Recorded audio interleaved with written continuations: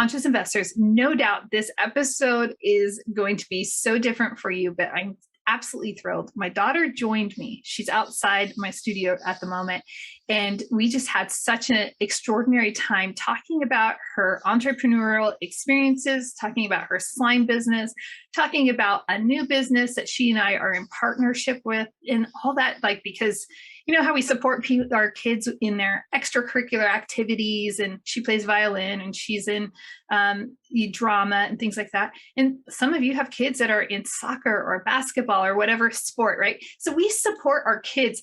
I did not ever think I was going to be supporting my child by having a business together, because I mean, I'm just used to the whole extracurricular means sports and music. And so anyhow, we're going to tell you all about it as the story unfolds. Her mindset absolutely inspires me. She's just such an absolute inspiration. And what's really wild is that she did not prep for this. If you are an introvert, this girl, she's an introvert also. And she absolutely surprised me with her just the way she was able to articulate herself and share her experiences, not being too nervous. So anyway, I hope that you absolutely enjoy this episode. And, please leave Simone and I a rating and review, an honest one, at the end of this episode, so that we know maybe she'll come back on. Maybe she and I should start her own podcast. I'm not sure, but I'd love to hear your feedback on this episode when you're done listening.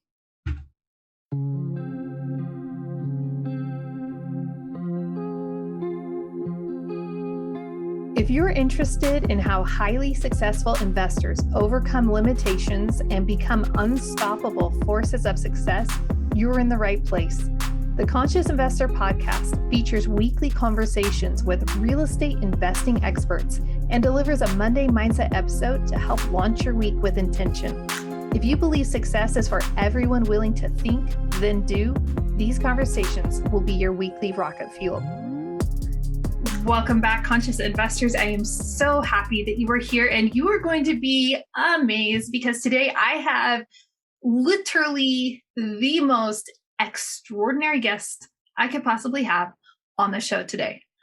Now, I have learned and been challenged by today's guest more than any other guest. Well, possibly the episode with my husband, but today I am absolutely thrilled to be sharing this space with my young daughter, who is this powerhouse entrepreneur and has this amazing business mind that she is developing and cultivating.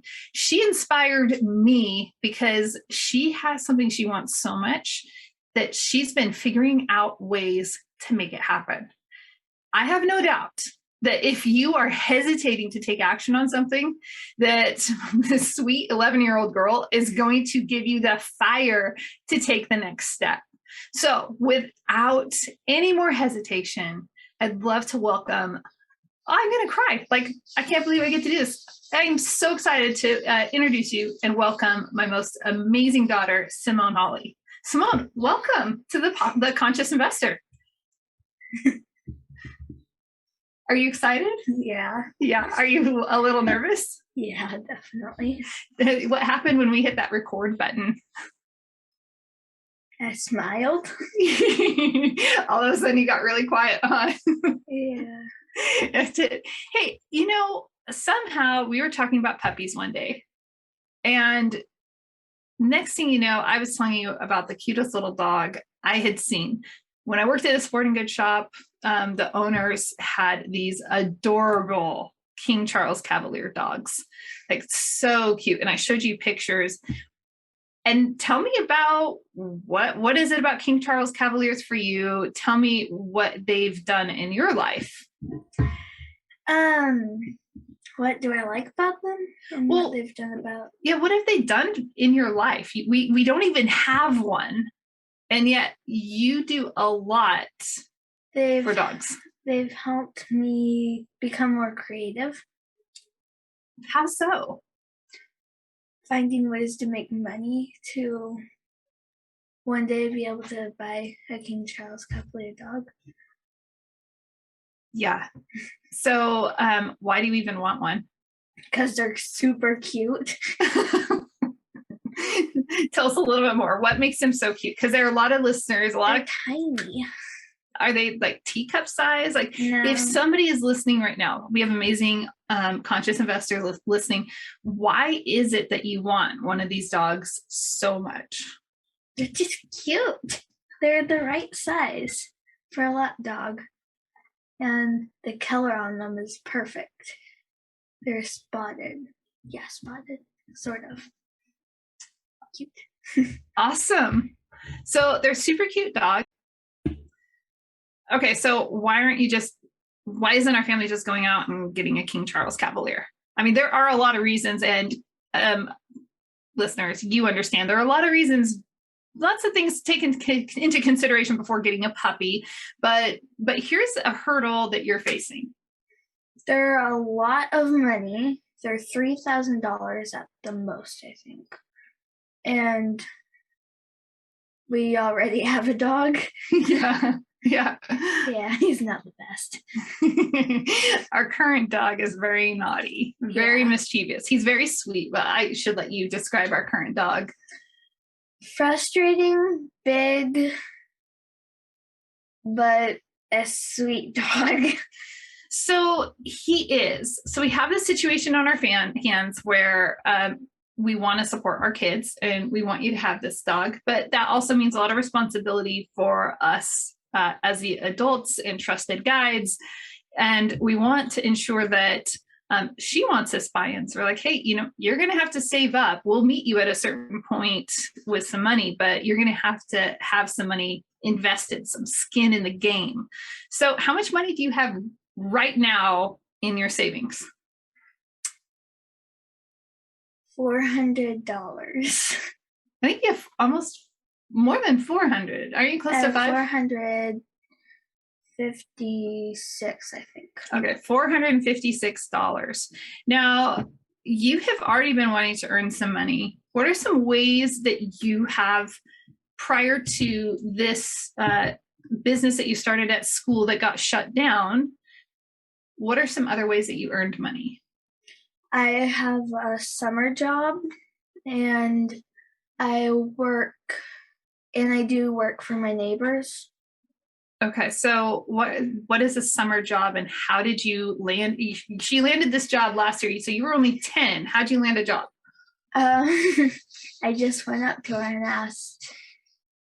Well, I had a good relationship with her because when she went on trips, she would come over and ask me to take care of her dogs and stuff if she left them. And then one day I just went over and asked her, can I work at your blueberry farm?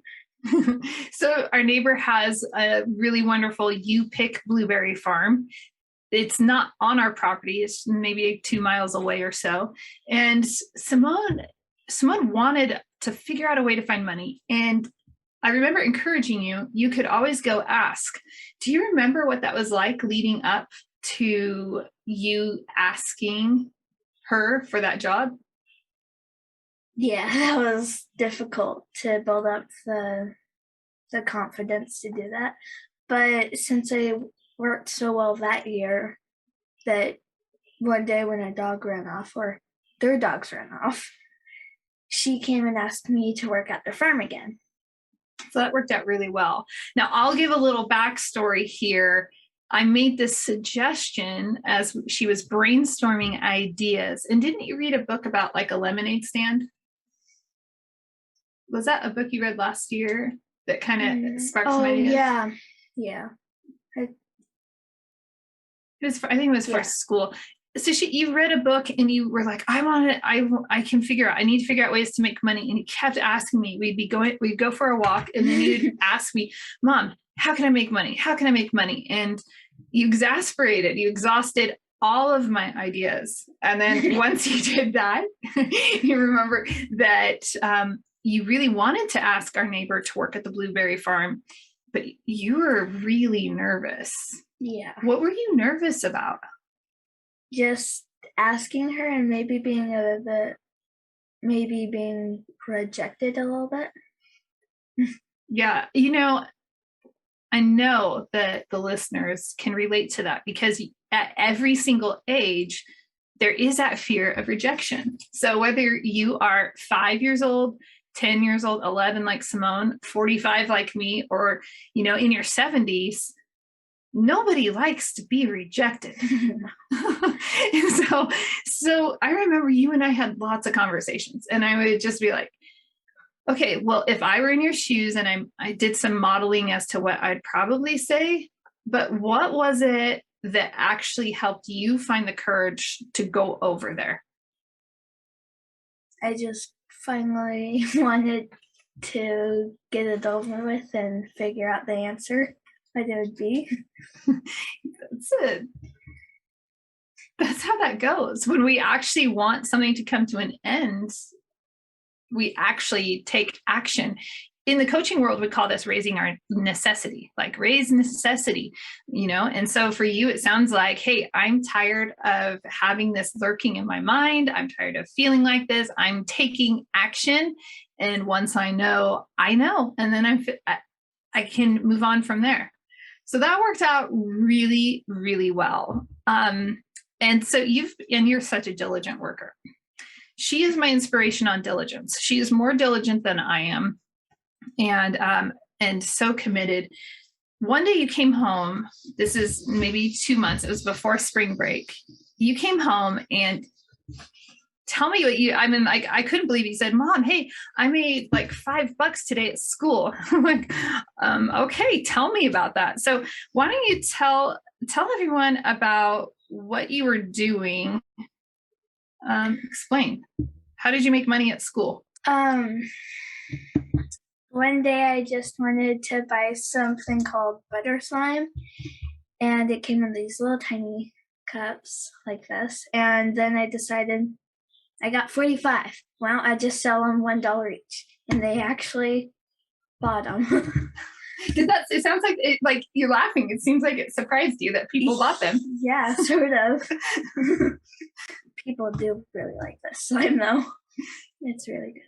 And then once I sold out of this slime, I got bigger slime and sold that for $2, and people still bought it. And that seems like that surprised you as well. Yeah. Okay, I'm going to pause this right now and ask you a question. Because I was shocked, because one of the challenges I personally face is asking people for things. And I'll always remember that I said, Simone, how did you even start? How did you find your first customer? And I just went up to random people. I'm like, hey, do you want some slime? So you literally, are you guys hearing this? Literally just go up and say, hey, would you like? And that's all you did. You just invited them. You just asked them. Yeah. And next thing you know, you're selling slime and selling more and more slime. Yeah.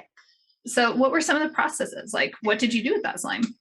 Like you had a system, right? You would do something at school, and what were the rules that you placed around this? And if they didn't have the money, but I had the slime, I would not sell it to them, because people at school aren't that trustworthy unless you get to know them. Okay, good business practice. Make a trade, fair exchange. And okay. I'm not going to take the money unless I have the slime with them, because I don't want to forget and just take their money. And then I could lose a customer that way. Wow. That's good client care right there. I love it. And then did you just sell this in the middle of the school day, trying to disrupt class? No, I could not do that. So I sold it. Well, I figured out I couldn't do it in the morning. So I did it at the end of the day, and that worked out pretty well. And then the principal told me, since it's not a fundraiser, I couldn't do it anymore. But still, I made a decent amount. Yeah, you made a very decent amount. Yeah, so here's on the other side of things that I was really wanting to step in, and I may have told you this already, but I did not tell you in the moment. I really wanted to call your principal and just let him know what you were doing and that you were being respectful. You were selling after school, outside of school, and all of that. I really wanted to have this conversation just to kind of protect you and like preserve your business. And I'm proud of myself because I stayed out of your business. And I'm like, no, it's her business, not my business. And that business world goes a lot of different ways, has lots of meanings here. And so I really stayed out of it, which is really, that was so painful as a mom because I had a feeling at some point it was going to get shut down. And I was already kind of anxious for that moment because you were doing so well and I was so impressed with you. But then, I just knew that we have to learn these lessons. We have to learn how to deal with the challenges and the obstacles that our businesses face. And so we let you face that one, on your own. You did a great job, accepting that. If you could go back to that conversation, is there anything else that you would want to say to the principal or? No, I think I told him everything. Like that I was selling it after school and stuff. So why do you think it ultimately got shut down? Because it wasn't a fundraiser. It wasn't an approved fundraiser. Because I saw a kid in my class, he was selling stuff, but it was a fundraiser. So an approved one. So it was an approved fundraiser. And then you started to face some competition in the market. Yes, but she wasn't I only saw like one person with her son. That's all. And she sold it for $3, but it was in one of those bigger containers, but I bet I could fit this in one of those containers. I bet so. So, and you didn't have any control over business practices. And this is really true to the free market, is that we could have competition and they can package it in some way. And albeit, I don't think either of us think that she's being misleading in her packaging or anything like that. But in the more advanced world of business, like we can't control what our competition is doing. For me as an investor, sometimes I see some things, come through my email inbox and I'm like, ooh, whoa, that seems misleading. And I just have to understand, everyone is going to run their business however they're going to choose to do it. And we're responsible for our own. I'm going to touch base real fast that as Simone was talking about, we were talking about reordering because she was going to sell out of the little slime containers. We were talking about reordering more. And so you were looking at the options on Amazon. Why did you decide to go from the small container to the large container? I did the math and I could make more money by doing that. What other bigger container? Okay, so what kind of math? Do you remember what we called that? No. I know, it's like great. So I have a math upstairs actually. You kept it? Yeah. Oh, we should frame that. So we actually went through and did a price per unit breakdown, and so that I wanted Simone to be able to see like, well, what was going to happen if you bought the small ones. Tell us what would happen in price, like with the pricing and how many units you'd have to sell. I'd have to sell 45 to get $90. Okay, and then if you sold the larger, I think those came as 36. You don't have to. If it's not exact, it's okay. I think it'd be 72 if I did that. Okay. Wait, I don't think I did that right. No. But the idea was, if you sell a small one, you're going to have to sell. Oh, yeah, I did the math wrong on that one. Oh, it's okay. If you sold the small one, though, you'd have to sell a lot of small ones. Yeah. So we're talking about, do you want to go up to a whole lot of people and have to make more, have more transactions? Or what happens when you sell a big one? I make more money just by selling one, and my profit is bigger. Yeah. So it was really cool as you had that. Loved watching your aha moment on this because you're like, oh my goodness, of course I want to sell the larger one because I'm going to have to she's clearly not lazy, but hey, I'm going to have to have fewer clients, fewer customers, whichever way. Remember, clients are people that you nurture and you have a relationship with, and that lasts for a long period of time. Customers, that's just I bought this, it's a one transaction, one and done. So I think you were trying to develop some clients. Yeah. Yeah. So any other takeaways from your slime business? Takeaways, like not good parts of it. Anything that you learned, any aha moments that you think are going to help you as you launch the next business that you launch or You live can life? do it. I love it. Life really is as simple. Like, you can do it. So people are listening to this, and some people are watching. You can wave to them over on YouTube, right? What's some advice that you would give to them if they want to take their business to the next level? Persevere, and you're gonna go through hard times with it. Ooh, that sounds like tried and true wisdom right there. Dang, can you guys see? This is why I'm like, she's 11. You just absolutely amaze me, honey. Yeah, so we persevere. We know the challenges are going to come. So is that what should we focus on? The good parts, because what you focus on is what happens. Quote mother. Oh my goodness. That is absolute truth. By the way, we didn't prep for this. This is just like a normal conversation on the podcast. I didn't give her a list of questions or I just said, we're going to just have a conversation. I'll be safe. So, Simone, I'm really excited for your future because your mindset is inspirational to me. And I've told you before that you are a role model to me. You. I know. When the first time I told you that, you were surprised. Yeah. You're like, how could I be a role model to you? Because you were thinking I'm just a kid. Do you remember? You don't remember that. And you're just so awesome. But remember that role models come at every single age. Role models are people that are doing things that we want to emulate. And it doesn't matter if you're a kid or an adult. Someone doing something excellent like Simone, being so disciplined, having the clarity to say, this is my goal. I really want to earn the money for this, to buy this puppy and to have this companion in my life. And yeah, by the way, with the dog, we have already talked about the other costs involved with having a dog. You have medical thing, you've got to take care of the dog, and that dog needs to be groomed. I mean, so you have to have a source of income that's going to provide continually for that. So recently, I did something really weird. I did something that was so off my radar. Which was? I know. I hosted, this is going to really surprise a lot of listeners. I ended up hosting a Synagent's little Facebook party. And that's not something, I think that might be the first time I've ever done anything like that. But I like this product so much.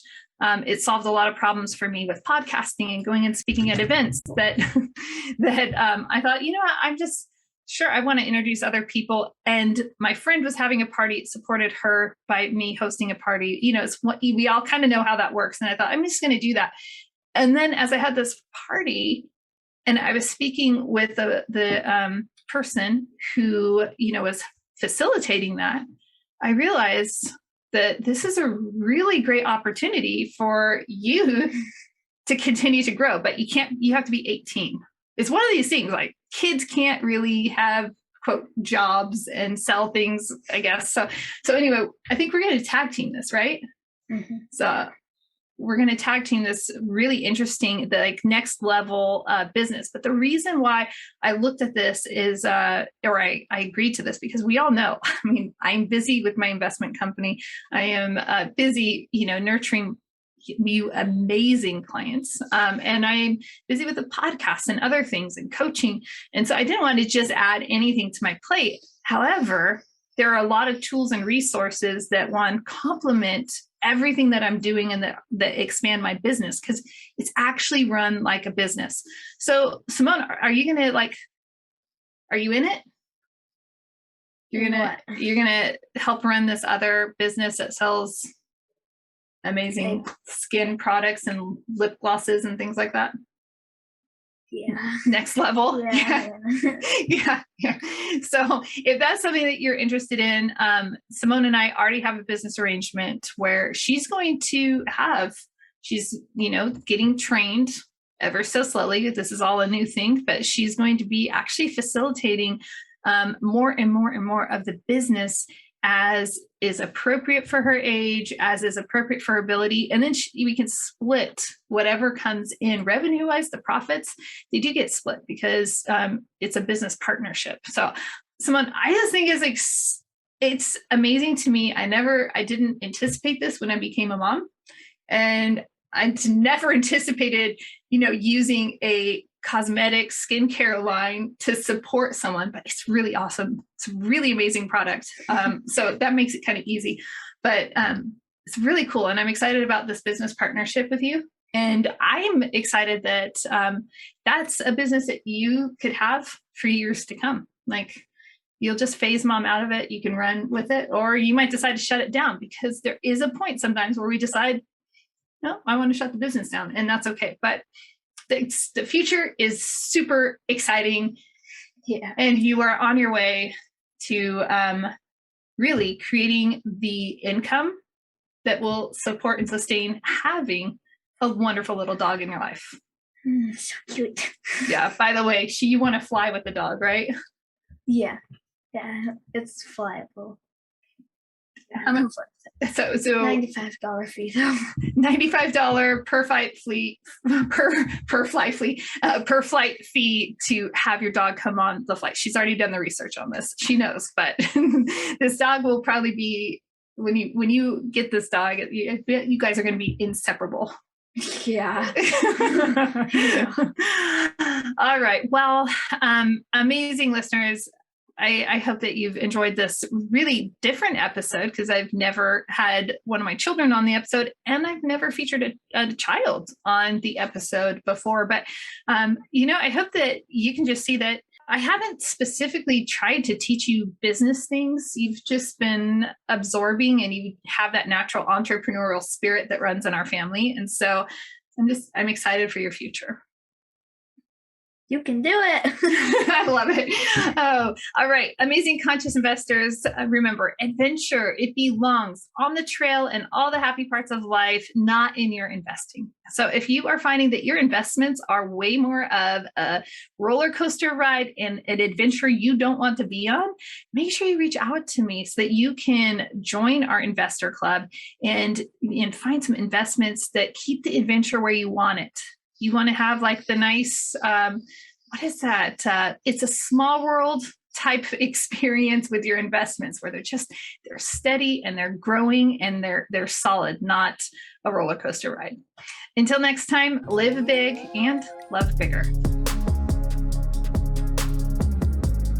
Feeling alone? Disconnected?